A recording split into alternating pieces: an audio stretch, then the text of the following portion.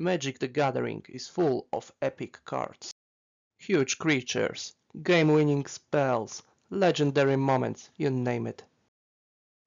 But some cards are literally epic. I mean, they actually have the epic mechanic printed right there on them. But here's the thing, for something called epic, they are not always that exciting. In fact, most of them sound like the cardboard equivalent of watching paint dry. Guess I will be making 1/1 tokens for the rest of the game. Well, I will now be exiling cards for the rest of the game. Yeah, doesn't exactly scream adrenaline rush, does it?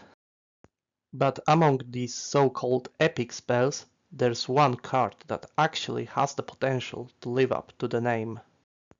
Today we're talking about Enduring Ideal, and why this might just be the one epic spell that actually deserves the title. Alright, but what does Enduring Ideal actually do? It lets you search your library for any enchantment and put it directly onto the battlefield. Very nice. But here's the kicker. It has the epic mechanic. That means for the rest of the game you can't cast spells, but at the beginning of each upkeep you get a copy of this spell for free. One enchantment. Every single turn. Doesn't sound that exciting, does it? I mean, what can you really do by tutoring up a single enchantment each turn? Build a pillow fort with it? Yes, that's the plan. Shut up, Meg. In this video, I am not going to deep dive into the pillow fort strategy.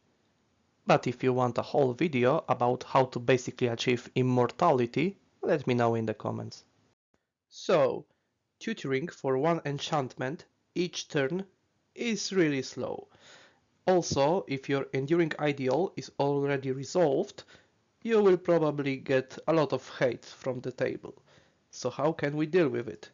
Well, the most optimal solution would be to just search for more enchantments each turn. But how do we do it? One way to achieve this is to copy Enduring Ideal while it's still on the stack and we still can cast spells. However, those cards usually don't fit very well in Pillow Fort archetype.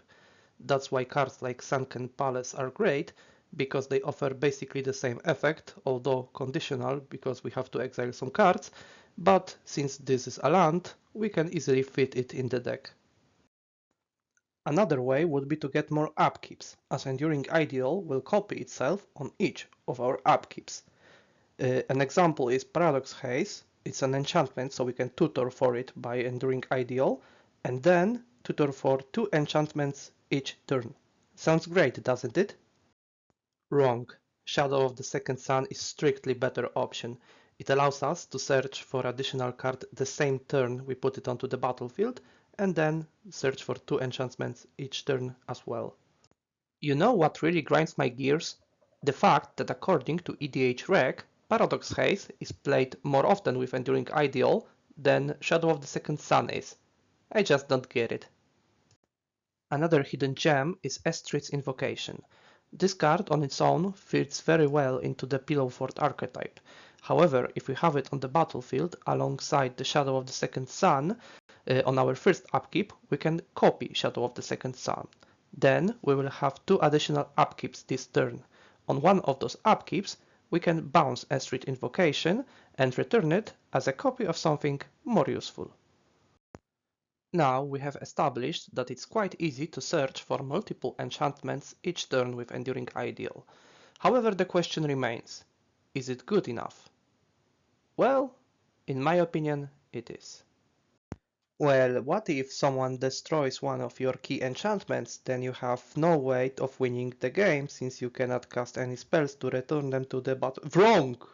That's why we are playing lands which can return our enchantments from graveyard to the library from which we can tutor for them with Enduring Ideal.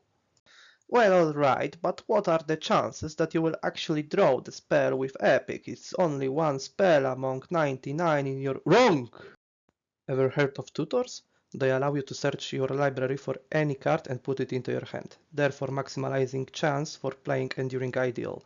There are also tutors that can search for sorceries, however I do not recommend playing those, since you have to reveal the card you tutored for to your opponents, therefore informing them about their impending doom. Congratulations, now you know how to play Enduring Ideal like a good Johnny you know you are. Let me know in the comments if you are going to give this a shot. Thank you, see ya.